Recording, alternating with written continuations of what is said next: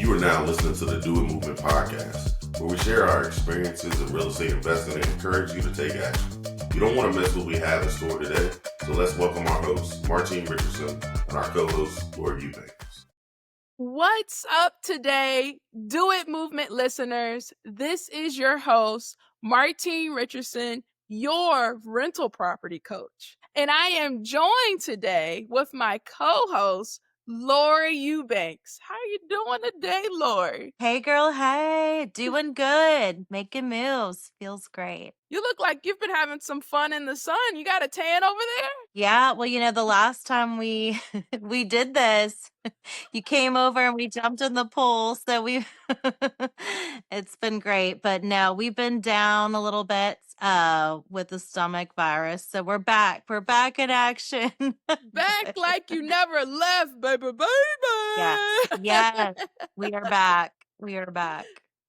I love it. I love it. So today we want to talk about practical steps for newer real estate investors or people that want to get into investing, because I don't know about you, Lori, but I have heard a lot of people want to get into real estate investing or are interested in real estate investing in some shape or form. And I think a lot of the times exactly what to do kind of prevents people from taking action because they're like, oh, I don't really know what to do, so I'm not going to do anything. Yeah. So I'm hopeful that this podcast can serve as a guide to help you start taking action and changing the trajectory of your family's life through real estate investing. It's powerful. Yes. So let's talk about, I want to start with what I always tell people to start with when they want to get into investing. So first, you need to know what you actually want, because there are a lot of things you can do in investing. You could be a lender, you could be a flipper, you could buy and hold properties, you could wholesale, you could buy notes. The list goes on and on. You could do a lot, okay? But you need to know what your goals are. So when I say that, like, are you looking for a high-paying job? Or are you looking for something that is going to pay you every month passively? Do you want to build that freedom into the equation? Because by determining where you are and where you want to be, that will determine what path you want to go. So let me give you an example. Let's say you say, hey, I want to replace my income from my job. And let's just say you make $10,000 a month, okay? You have a job, you make $10,000 a month. You say, I want to replace my income by getting into real estate. My suggestion for you would be, well, let's see what you can do that is passive so that you can eventually replace your income. If you aren't doing something that's passive, if you're doing something like flipping, if you're doing something like wholesaling, yes, you can replace your income doing those things, but you would be replacing your income with another job. So if you tell me, hey, I want to replace my income with a passive income stream, I would say maybe you should look into lending. Maybe you should look into buying and holding properties. You need to do something that's going to be a lot more passive than flipping and wholesaling. And I know it's other things that you can do, but I would start there. What do you think about that, Lori? Yeah, I also think about what you have access to, because there's so many ways, but you may have access to deal flow now or money now, or, recognize your strength because there's, like you said, so many different ways. So think a little bit out of the box, and maybe it's not you that has the funds, but a lot of people that have retirement funds to work. Like that might be your calling. And being a connector, you don't have to know everything about all the subject, find your strengths, jump in. But of course, we love buy and hold. That is, one way to build wealth. So we're always going to encourage you, if you have access to funds, like you can create wealth. You can, there's just a lot of ways to do it, but find your strengths because there's so many deals out there. I'm just hearing that what you speak, you attract. So make sure that you're saying that. There's tons of deals out there because, if you feel like it's hard to find deals, it's going to be hard to find deals. So we have the most, extreme deal flow because we're always saying it. Right. And it's true. It's Yeah. just you make that your reality.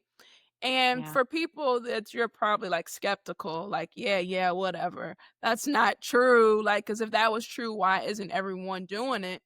That type of thinking is the problem. So if you have an issue with like maybe you're super skeptical, or maybe you're thinking like, I don't really know if this is for me, you need to strengthen your mindset. I know we talk about that a lot. I Yeah. always recommend that you start with reading certain books that can help you, self-help books. And I know Lori laughs because she doesn't like reading. She's just she was born the hope dealer. But for the rest of us, we have to strengthen our mindsets to get our mind where it needs to be.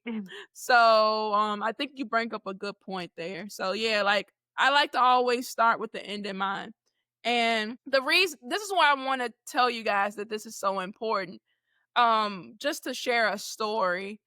I remember when I first got started in investing, and I used to hang around people that we all just wanted more, right? Like we were all interested in doing more. We had jobs, but we wanted more. We didn't want just the job. So I remember it was one person specifically in that group that they were interested in investing. And like we stumbled across wholesaling. I went for it. They tested it a little bit and then they decided to become a realtor.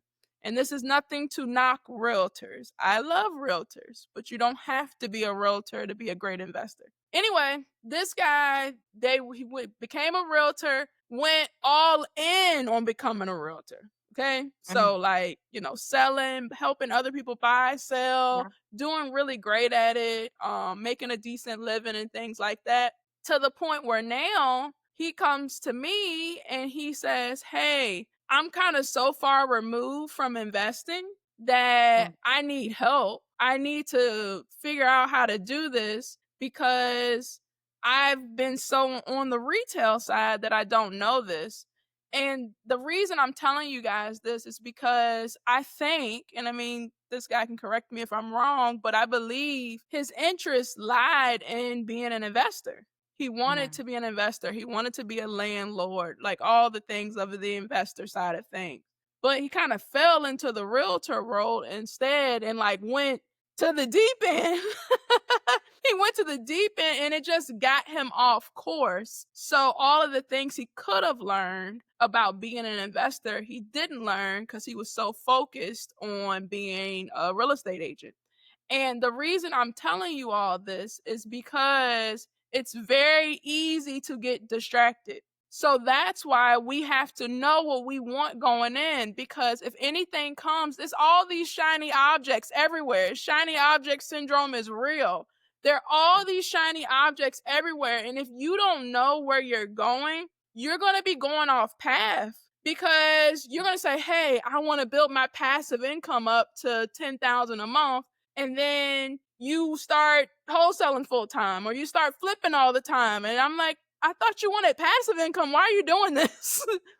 And like, people give you the excuse, oh, reserves up, oh, my credit's not where it wants to be. I can't buy and hold. That's a limiting mindset to think that you can't do that because you need to do all of these other things, when in reality, it's holding you back. And the price that you could have got something today, you miss out on all that appreciation because you decided, oh, I'm going to do all of these other shiny objects before I get to what I really want to do. So I wanted to just share the story because people are like, oh, well, my goals, that's simple. It is simple, but people don't do it.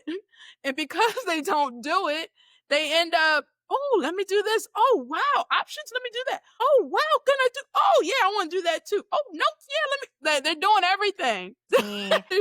Yes, actually what you're describing is me. So it is good to know a little bit about everything and find your groove. But I agree with you. Consistency, it does matter. And, I think that you're given the best advice. You really need to stay focused on what your goal is, because sometimes you remind me all the time. You're like, you told me that you're not going to do that anymore. And, that it's great to have a good connection with somebody on the same path that can really remind you of what you're trying to do. If you don't have that, you gotta be the one. So I know a lot of people, they'll make vision boards, and we've actually done that. Want to reintroduce that. And how has that helped you, Martine, on your path? So vision boards are powerful, powerful. And I'll tell you specifically what I did because I had created a vision board that everything on the board came true. So and I need to get back into doing it if I want to give people full disclosure. We are still on our journeys, learning, sharing our experiences. So I created a vision board, and like I had stuff on there like, getting fit, building my family. I had on there and this is before I had a family. This is before I'm not fit anymore, but I was once fit. Yep. But it was And before I had these things. And specifically, like the way I like to do it is I'll go on Google and I will like look up the person I want to look like, and then I'll put my face on them. I know. So I just did the vision board, and you're like, here's mine, and your face was all over. I was like, that's amazing. So I did it, and like for my family, of course at the time I didn't know what my daughter was gonna look like, so I couldn't put her face on it, but I put my face and my husband's face. And I think when I did this, I wasn't even married. And I put our faces on there on like the family. I put our faces on like the person with the fit body. I put our faces on the person helping people out of their distress situations. It made it feel very real to me. I'm like, look, that's me right there doing it.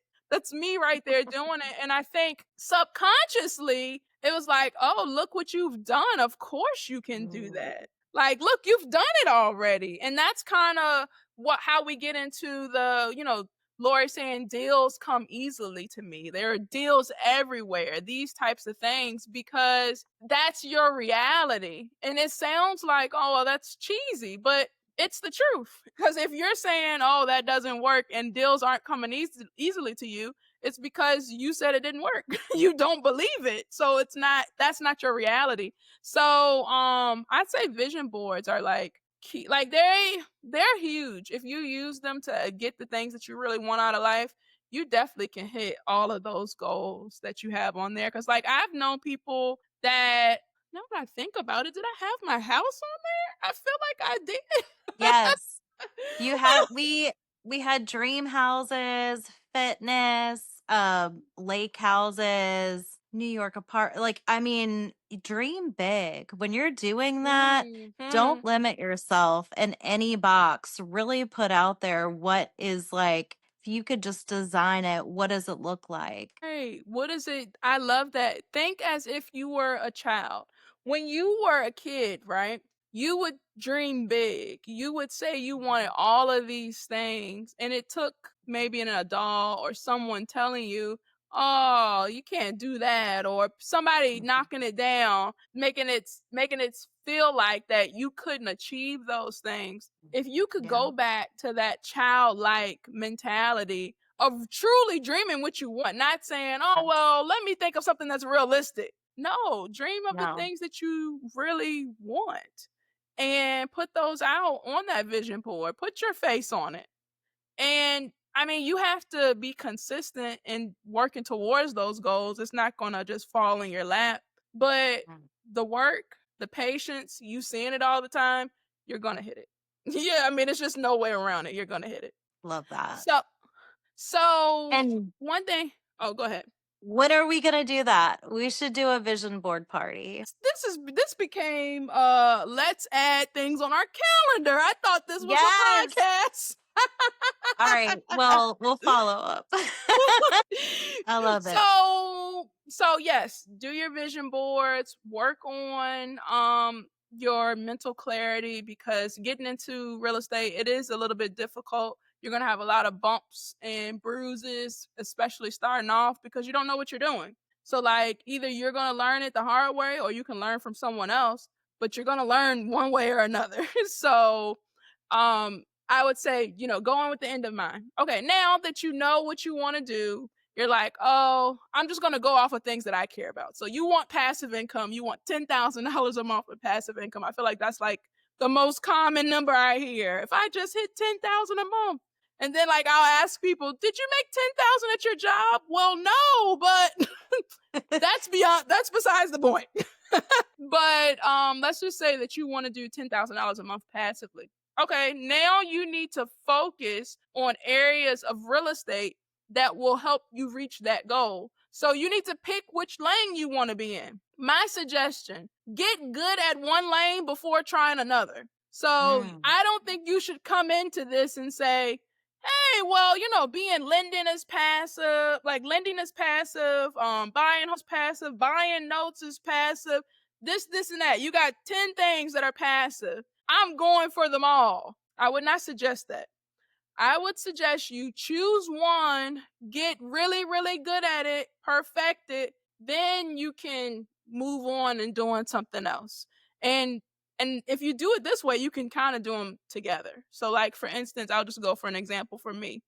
I started with wholesaling. I got really good at that. Then I learned how to keep them. But if I'm honest, does that mean I don't wholesale still? Sometimes. Sometimes I might throw a wholesale in there. If it's a deal I don't particularly want, or I know somebody's looking for this, why not? And then transitioning that into coaching. So now still buying and holding, and now coaching. But it's growing. It's you starting with one thing, getting really good at that, then doing something else, getting really good at that, then doing something else and getting really good at that, instead of saying shotgun approach, let me do everything and run with a chicken with your head cut off. I love that. That's great advice. I mean, really, you want to make sure that you're doing it the right way. And that's really great advice. And you can't do something, once or twice and be the expert. So when you do these things, consult with your network, the people that are doing it. If it's buying rentals, get in a community like, your group. There's a lot of real estate communities. If it's lending, same thing. Almost all categories, you're going to want to network and build it up. So when you do jump in, you've created a support group, a circle. Jump online and start, also connecting with people that are out of state, because I find that more out of state people, they want to share. They don't look at you as competition. And I feel like that's also been a really good tip. Yeah, I think collaborating with people that aren't in your area is an excellent tip. I mean, I'm doing that right now and it's going really, really well. So I definitely agree with that. And I think you bring up a great point about being around those people. I think the easiest way for you to do that is to just go to your local meetups. A lot of them are free. Like a lot of the real estate investing meetups are free. Some you have to pay, but it's a nominal fee. I don't think any of them cost more than $20 to go into one meeting. You go to, some meetings, right? So now I have a goal. You already have worked on your visions, mindset. You decide that you want to be a buy and hold investor, because why are you listening to this podcast? You decide that you want to go for the rental properties, and you need to be around, like Lori said, the people that are doing that. And the easiest way is to go to one of your local meetup groups, hang around the people that are doing the buy and hold investing. Now, no, if you're doing buy and hold investing, right, you're doing rental properties, you need other people, other pieces of the puzzle to get this done. Like you need lenders, you need, I mean, you don't necessarily have to pick an appraiser yourself, but you're going to need an appraiser eventually. You're going to need a mortgage broker. You're going to need contractors. You're going to need possibly people that send you deals, whatever the case may be. So use that opportunity to really connect with all the other people that could be pieces of your puzzle to get your job done. And I'd say investing is a team sport. It's not a do it by yourself type of thing. And when I say that, I'm not saying, oh, go find you a partner. No. What I'm saying is you need different pieces of the puzzle. Are you going to be the one that's structuring the deals and getting the deals? And then maybe you'll need someone that's doing the money. And like I said, you're going to need somebody that's going to work on the house and fix it up. You might need somebody to manage them and so on and so forth. But you just want to make sure that you're connecting with the people that could be a piece of your puzzle to help you get to the goals you want to get to. But don't go into that selfishly, right? You want to make sure that they're getting what they need too, because the way that people stay working together is that everyone is offering value. So you're offering value to them by giving them opportunities, and they're offering value to you because they're lending on your deal. They're helping you fix up the deal, whatever the case may be. But yeah, I would suggest the easiest way to get around some people that are doing the thing that you want to do or the thing that you're doing is to go to these local meetups. Go to the local meetups, find the one that you really like, because you don't have to go to every single one. But I would say starting off, go to as many as you can and find out which one you do like. You don't have to hang around people you don't like, but you find the one that you're like, man, this really connects with me. I want to keep going to that. So I think that's a really, really good point. I have another thing that I want to add. So now you're hanging around the right people. You got your mind where it needs to be. You're focused. No shiny objects going to take you off course. You focus. People talking about flipping, you say, get out of my face. People talking about wholesale, you say, get out of my face. So now my suggestion to really learn how to do what you want to do is to follow someone that has already done it. And the reason I say to follow someone, and of course I'm going to plug coaching because that changed my life. So I'm hoping to change as many lives as I can with coaching. But you could literally just pick someone that, I don't know, you're listening to their podcast, you're watching their YouTube, you're, I don't know, watching their Facebook. I don't know what you're exactly looking at, but you want to pick one person to really learn how to get good at this. And the reason I'm saying that is because if you're listening to a lot of people, it makes it confusing when you're just starting off. Now, if you've been doing this a long time, yeah, you can listen to a lot of people because you know what you want to do and what you don't want to do. But just starting off, it's a little bit difficult. So let me just give you an example. If I was just starting off, right, I want to be a buy and hold investor. I want to follow, like I'm looking at different people. I see, Martine does buy and hold. I see Laura does it. I see some other people they're doing it. I'm just going to, follow behind all of them. You'll notice that we all do something a little different. And because we all do something a little different, it's going to make it so that your results are stalled. So let me give an example. Let's say one of the people you choose to pick, they do cold calling. Like that's how they get their leads. They cold call. So they encourage you. Yeah, you get on the phone 5-6 hours a day, cold calling, get your feelings hurt. They're not going to say that, but that's what's going to happen. Get your feelings hurt while you're cold calling and get all the deals. And then I'm over here preaching referrals. I'm saying, spend time with people, really get to develop really good relationships and get referrals from them. You're going to get to a point where you're burnt out if you're doing both of them at the same time. Because you're going to be like, I was on the phone for 6 hours today and nobody wanted to sell their house 5 people cursed me out. And it was a rough day. And then now you're trying to like connect with people and you're like, I'm tired. I'm exhausted. I'm not even going to do that today. So I say follow one person because one person is going to do it one way. They're not going to tell you. I mean, if they tell you this, run, but they shouldn't tell you to do all of these different kinds of marketing starting out.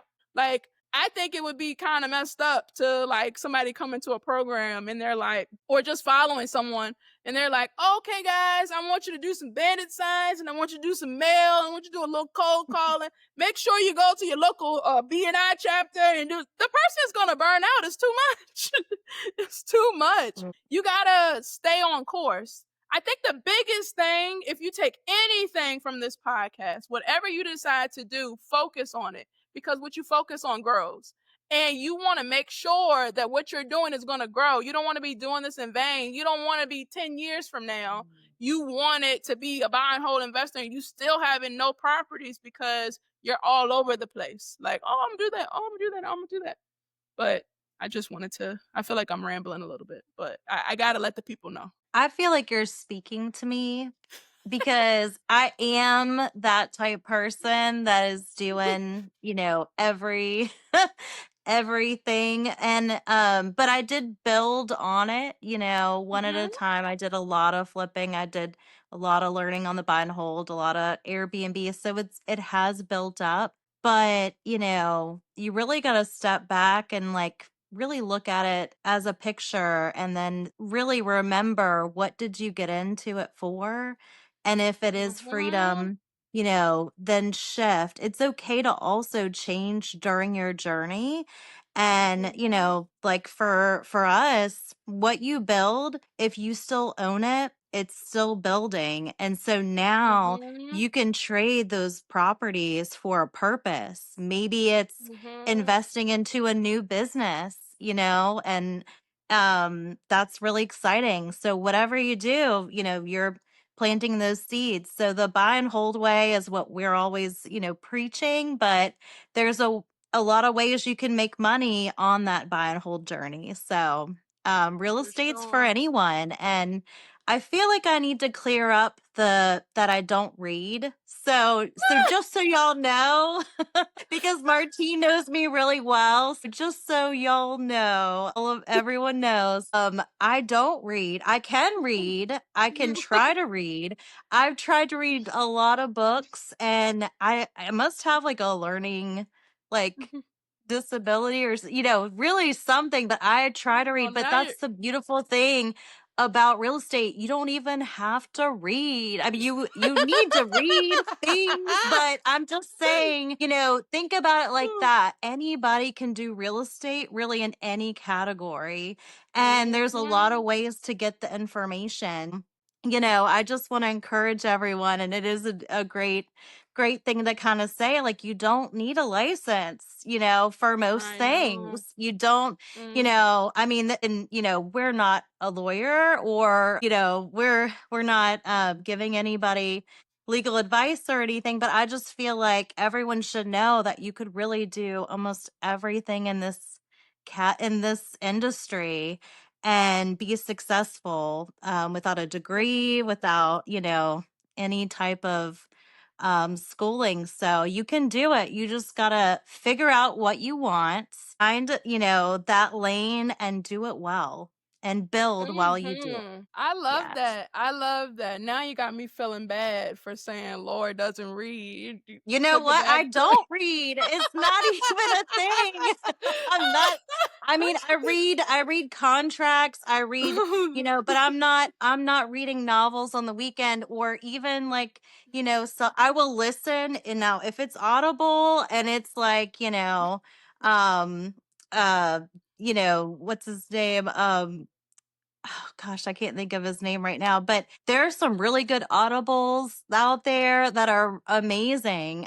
So I've listened to quite a few books, but I saw Tom Kroll had posted, a reading challenge, and I was thinking like I can't get to 8 pages a day, but I'm going to try.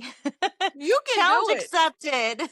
You're either going to do or not Yes. do. There are only Okay. 2 choices. You can do I'm it. going to do it. I'm going to do You it. can do it. You can do it. But I think you make some really good points, and I just want to like emphasize them a little bit. So you mentioned about the real estate agent license, right? That's key. We should have started with that. You do not need to go to real estate school to be an investor. You do not have to go get your license. I feel like a lot of people that want to get into this, they think, oh, well, let me go get my license because then I could be an investor. And then they trap you to being an agent and buying and selling for everybody else except yourself. But nothing wrong with the agents. I love the agents. Just letting you guys me know. Too. Me too. But yeah, it's just you don't have to do that. You don't have to get a license. And if I'm honest, I never was attracted to getting my real estate agent license or realtor license because they have a lot of rules. Like you have to disclose you're a realtor every time you talk to someone. Who wants to do that? I love agents. I just want to say I love it, even though I feel like I'm bashing them. I love agents. But yeah, you have to, it's just certain rules that agents have. And I'm like, I don't want more rules. Like, I'm over here trying to think outside the box. I don't want rules. When you tell me no, I can't do it, I want to say, how can I do it? So that wasn't attractive for me to become an agent. And then you don't need it. Like it's a total separate side of the business. Being a realtor is buying and selling for other people. Being an investor is doing it for yourself. So it's way different. And but I know like people have different opinions. Like some people are like, "Oh, well, I like to be an agent because if I sell something, I can make the commission." I'm okay with giving paying somebody a commission for doing that part of the job. I don't want to do every part of the transaction personally. I want to stay where I'm really good at and then let other people do the parts that they are really good at. So I've never really understood that logic. I'm going to save a couple $1,000 because I don't want them to make them. No, I'm not doing that. I'm not doing that. Everybody got to eat. Everybody has to eat. That's how I feel. So I think that was really good. And then also, I wanted to ask you, because you said you felt like I was talking to you in terms of doing this, doing that, blah, blah, blah. Sometimes you got to step back, right? Yeah. So when you stepped back, what did you learn when you stepped back? Like, what did you learn in terms of, well, how does my business need to look, or just what did you learn in general? Asking me. Yeah, I'm So asking. for me, I thought you were just planting questions for people to think No. about. So for me, it's been different things at different stages in my journey, in my real estate journey. So for the last 12, 13, I don't know how many years. So in those years, like it's been different goals as I grew. It was like, okay, first goal was 10 grand. So I really giggled when you said that because I was like, yep, that was me. That was literally my goal. 10 grand a month. And anybody should be able to live on 10 grand. So I think everyone's like, yes, like that seems like an amazing goal. But, you know, for me, I would make money and I would reinvest it to grow. So, you know, I really have looked at it like it is something where I've been growing, and the same property that was 50 grand, you know, 5 years ago is 300 grand, you know, I mean, that is extreme. So if your strategy, you know, 5 years ago was to buy, you know, rental properties, like you're doing, you know, you held on, and there is a lot of work in that time. So, you know, the goal was different. It was like grow, you know, and restabilize, because at that point you've had a lot of repairs. You need to restructure. So at that point, you're going to start refinancing, restructuring, and pulling some money to get a better cash reserve. But today, I'm at a different stage. I still love deal making, And, that's my favorite part of this whole thing. But now we're looking at it and we're like, okay, work-life balance. I have, a family, I have a partner, I have different priorities than when I was a single mom, grow, grow, grow. So I have to keep assessing. And today, slimming the ones that aren't making the cash flow and really using those properties to create purpose. So we're getting into elderly care and, really community. And I can't think of a better thing to invest in. And it took me a long time, but it's like, well, thank God I had built that up because now look at how powerful that's going to be. Thank goodness I took those steps. And yeah, it might have been hard to restructure and, rework deals that didn't work because it is hard. Like you're going to have so many struggles. You're going to cry. Like it is going to happen. And you might cry with other people through it because you're meeting other people that you're impacting, other families, other people that are trying to grow. And that's why I'm so excited to share this journey. These conversations with you have been so valuable, and it's amazing that you're being consistent in sharing and coaching and really showing that you can make a difference. And you may not know everything that you want, but do not limit yourself because why not? Why not you? Yeah, you're right. Why not you? I love it. I love it. One thing that you said just now that I really like is the community building and doing different things for the community. But you mentioned, well, two things I really liked. You mentioned about you're so happy you started when you did. You started growing. And I think that we shouldn't overlook that because people are waiting to be in the perfect situation, the perfect environment, the perfect whatever before they start. And it's really holding them back. I'm here to tell you that there is no perfect environment. I don't believe, and I mean, I could be Yeah. wrong here. Maybe this is a limiting belief on my part, but I don't believe God Himself is going to come down and say, you should start investing right now. I don't think that's going to happen. You have to take the initiative. Yes, if you're a spiritual person, pray about it. Make sure that you feel well with moving forward with different things, but you have to make it happen. Nobody's going to make it happen for you. You have to, even if your situation isn't ideal, you got to go out and you have to do the things to help change your life, to change your family's life, to change the trajectory of the generations after you.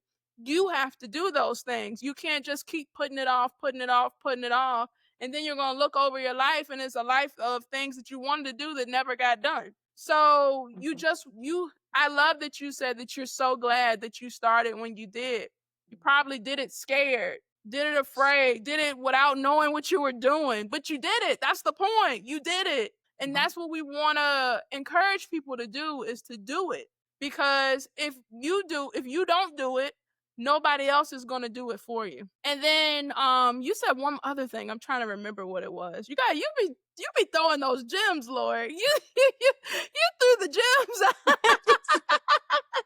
So are you glad that you did it when you did? Oh, the struggle. Because I feel like I know for me, I'm like just a very positive person. So like when I go through different struggles and problems and stuff, if I'm on, I forget about them. I forget about them. So like it's hard for me to like go back and like, oh, talk about your pain when it was hard. And I'm like, what pain? What do you mean? It's because I focus on the positive stuff so much. So I think it is great that you're mentioning to people that, it's going to be tough. It's, you're going to have roller coasters. Like, it's going to be some days where you probably feel like quitting. My advice is to take a step back, do what you need to do to feel better, get back at it the next day. Get back at it with a clean slate. but don't quit. Don't quit because you're going to, I personally think you're going to regret it. You're going to go back and you're going to be like, dag, I should have stuck with that real estate thing. Every time I've heard of somebody that like gets back into it, they'll say, dag, like, I had a rental portfolio and I sold it because whatever was going on in their life at the time, and I really just regret it. I wish I could have went back to then. So take advantage of the time now. The time now is a great time to start. Everything doesn't need to be ideal. Just get moving, and you can go slow, you can go fast. It's your pace. You're not competing against anyone. It's just you versus you. You just want to be a little bit better every single day. Just keep going for it. Consistency is key. So I think you pulled out some great stuff.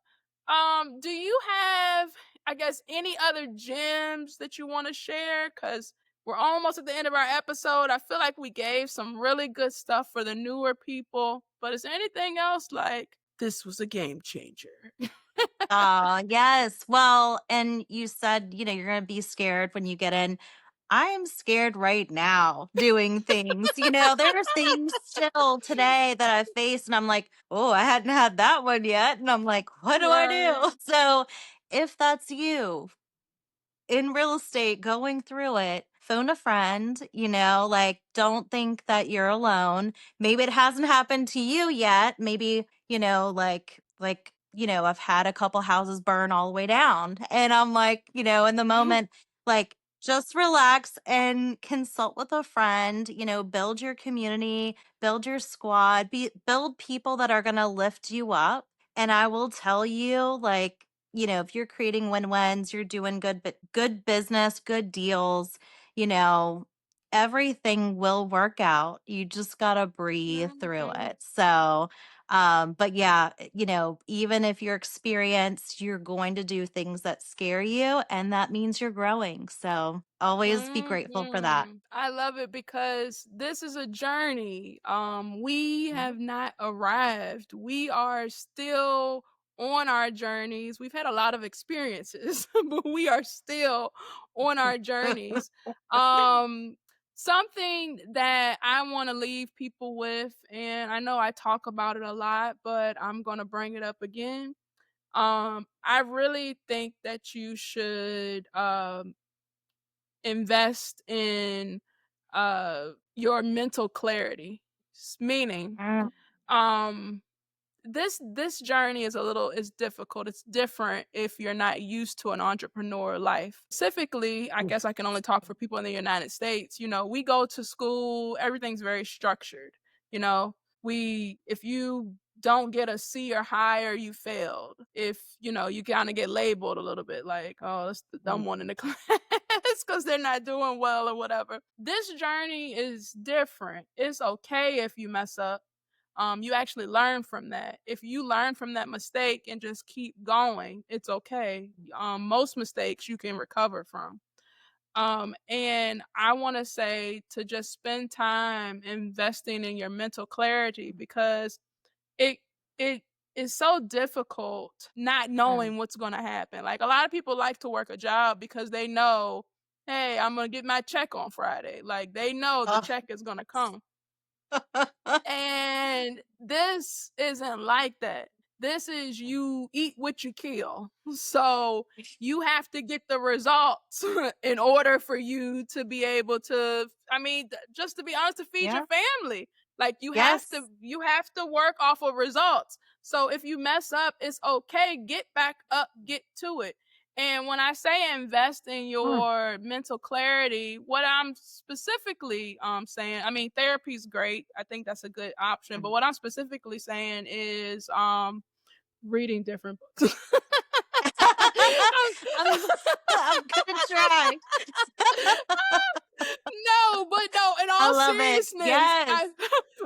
in all seriousness, I really do mean read books. And the reason I'm saying that because I know me, I feel my most confident when I have read a book. And it's because of the type of books I read. Like it's telling me, They're mostly self-help, things to make you a better person and things like that. So when I read it, and like, let's say I read it and I'm already doing something that they're saying, I was like, I knew I was doing that right. That's what I'm talking about. Like, that's a little like, Pat, this is good. I need to add this to what I'm doing. So I would highly encourage, if you aren't reading, to read. I always say 10 pages a day. Tom says 8. Martine says 10. And it just helps you get through books really fast. You can be like, oh, I read all these books. I think when a lot of people talk to me, you can tell when I'm not reading because I won't bring up a book. But when I am, and when I'm on it and I'm reading, I'm always like, well, I was just reading, like I just finished reading the Kevin Hart book. I was just reading the Kevin Hart book and he said he did this, and that. Because I'm always just trying to pick up things that people that are already successful, what they're doing, just to grow and just to get better. We're in a competition against ourselves, but we just want to get better and better as we go. But yeah, I'm going to leave you guys with that. You got something you want to say, Lori? I was going to say the best part, like, I get all the knowledge that you read. Like, so That's right. if you don't read, know someone that is reading. Leverage those relationships. If you don't want to do it, make a really good friend with someone that loves doing it. I love it.